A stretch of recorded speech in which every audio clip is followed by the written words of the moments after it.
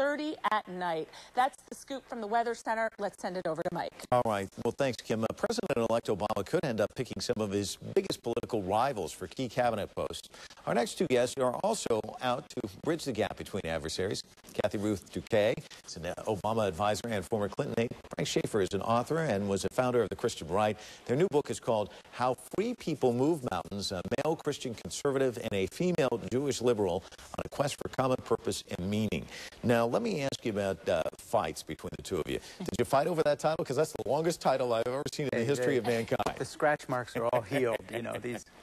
But no, we had some good dialogue back and forth, and the book reflects that. The first half of the book is really an argument about the things that liberals and conservatives disagree over, abortion, all kinds of issues. The second half of the book says, in spite of all that, here's what we can agree on in terms of what needs fixing in our country. Let's lay all these differences aside for a while and get to issues that really concern every American, no matter what they believe or what their religion or non-religion is. So, Kathy, you guys, you're sort of like Mary Madeline and James Carville, except not as crazy and colorful, right? Correct? And I'm not bald. Exactly. A lot like that. And we're saying that that's actually what our country needs to be like, because just like you can't love your marriage but not be crazy about your spouse, you can't be patriotic but hate half the people who live in the country. The affection and the understanding has to be part of the love. Well, I heard one analyst say, somebody who was actually pretty active in one of the political parties, he said that part of what we do is we just stir everybody up, get them all worked up, and yet both sides, really, to be effective, have to govern from the center. And yet this person's crazy over here, this person's crazy over there. How come, why are we there? And why is it we, as a populace, buy into this? Yeah, you know, we're a 50% country, so we can't govern as though the other half isn't going to exist.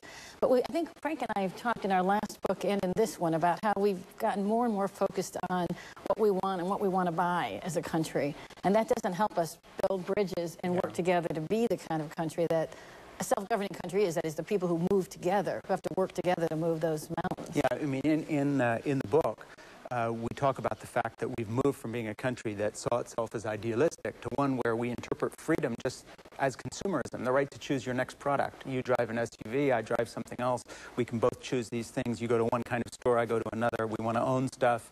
In fact, some of our economic crisis is related to that right now because everybody wants everything without having to pay for it, and so we all go into debt.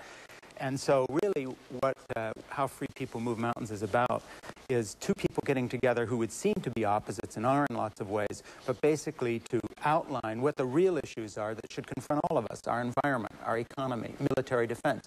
Kathy's husband's a Marine colonel. My son served in the Marines.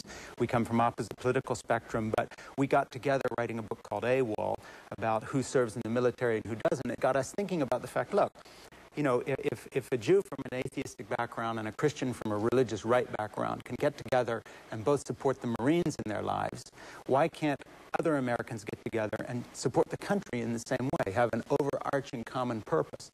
So in a weird way, our book actually predates and anticipated Barack Obama's election campaign, because of course this is what he's been talking about, as you said in your introduction. Well, let me touch on that.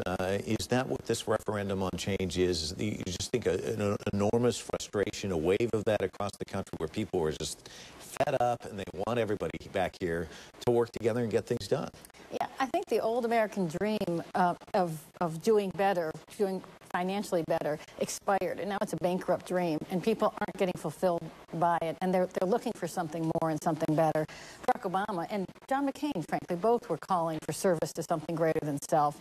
I think that moved people. Barack's vision for going into the future is what got him the votes, but he can't do it by himself. The people, us, have to be part of it too. The people who disagree with each other and think the other one's the problem have to set aside those prejudices, find the thing to care about the other person, and then find ways to work together to make it better. You can come at it from opposite ends, but the fact is you can both realize, no matter whether you're approaching it this as Christian theology or just simply observing human nature from a psychological point of view, stuff doesn't make you happy. Wanting more stuff doesn't make you happy. Going into debt for yet more stuff doesn't make you happy. Now it's ruining our country, literally. And so we've got to get back to a more spiritual concept of what it means to be an American. I don't mean a religious concept, but I mean the idea that things of the spirit that are edifying, a common purpose, whether it's in the Marine Corps or to serve our country in some other way, or whether it's to help solve our economic problems or the environment. You know, these things don't have to be done just by people who all agree together. We can disagree on lots of stuff, and we don't even have to meet in the middle. We can keep disagreeing, but we have to understand we're in a lifeboat, and our ship is sinking. We don't have the luxury of discussing the little stuff anymore and hating each other. Well, the book is called How Free People Move Mountains. Thank you both for coming in and talking about this intriguing idea that we can all get along. I love it. Oscar-winning actress Marissa Tomei and basketball legend Earl the Pearl Monroe are in the studio this morning. Find out why. They're in town coming up.